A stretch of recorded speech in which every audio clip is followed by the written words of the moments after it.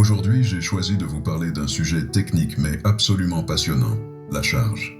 Souvent méconnue ou intimidante pour les débutants, la charge est pourtant ce qui donne du muscle et du caractère à votre peinture.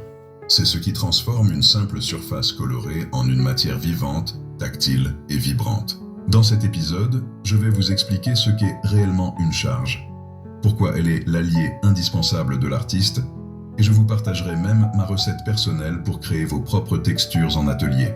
Installez-vous confortablement, on entre ensemble dans les coulisses de la création. On pense souvent que la peinture, c'est une question de couleur. On choisit son bleu, son rouge, on l'étale, et voilà. Mais si vous vous approchez d'une toile de maître, ou même d'une œuvre contemporaine qui a du relief, vous allez remarquer quelque chose. Ce n'est pas juste plat. Il y a du grain, de l'épaisseur, une sorte de muscle sous la couleur.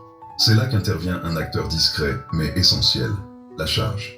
Imaginez la charge comme le squelette de votre peinture. C'est une poudre, souvent minérale, totalement incolore.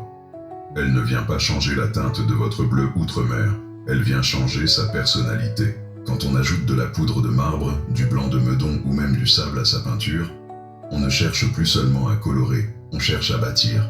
On donne du corps au mélange pour qu'il puisse tenir debout, pour qu'il garde la trace du couteau ou de la brosse sans s'affaisser en séchant. C'est ce qui permet de créer ces empattements généreux, ces textures qui accrochent la lumière et créent des ombres portées directement sur la toile. C'est un peu la cuisine de l'artiste. On dose, on cherche l'onctuosité du talc ou la rugosité de la silice. On joue avec l'opacité et la matité. Mais attention, c'est un équilibre fragile.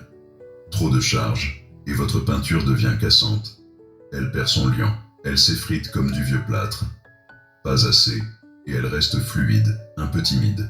Au fond, utiliser une charge, c'est décider que la peinture n'est plus seulement une image, mais qu'elle devient un objet. Quelque chose que l'on a envie de toucher du bout des doigts, une matière qui a une âme, une épaisseur, et surtout, une histoire à raconter dans la troisième dimension. La recette de l'atelier. Créer sa pâte de structure. Alors, comment on passe de la théorie à la pratique? Si vous voulez fabriquer votre propre pâte d'empattement, voici une recette de base, simple et efficace.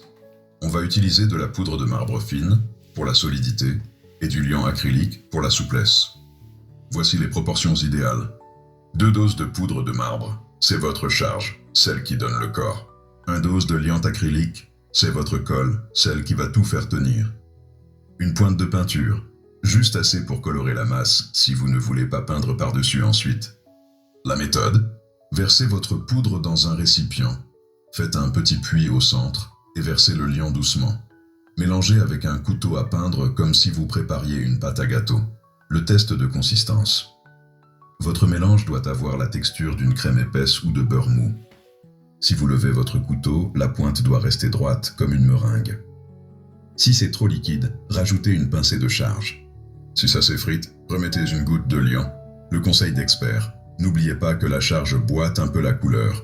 Si vous mélangez votre peinture directement dedans, elle paraîtra un ton plus clair une fois sèche. Prévoyez donc d'avoir la main un peu plus lourde sur le pigment si vous voulez garder de l'intensité. Pourquoi ces proportions? Si vous dépassez le ratio de 3 doses de charge pour 1 dose de liant, vous entrez dans la zone de danger. La peinture risque de craqueler ou de se décoller de la toile en séchant. Restez sur le 2 pour 1. C'est la garantie d'une œuvre qui traversera le temps sans bouger. Voilà. J'espère que ce partage autour de la charge vous aura été utile et qu'il vous donnera l'envie d'aller explorer la matière dans vos propres créations.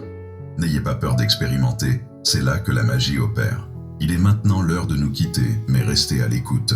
Ne loupez surtout pas notre prochain épisode. On restera dans la technique de finition puisque nous parlerons de fixatif et de vernis. Ces boucliers invisibles qui protègent vos œuvres pour l'éternité. C'était Del Pietro, merci de m'avoir suivi. À très bientôt pour une nouvelle immersion dans l'atelier.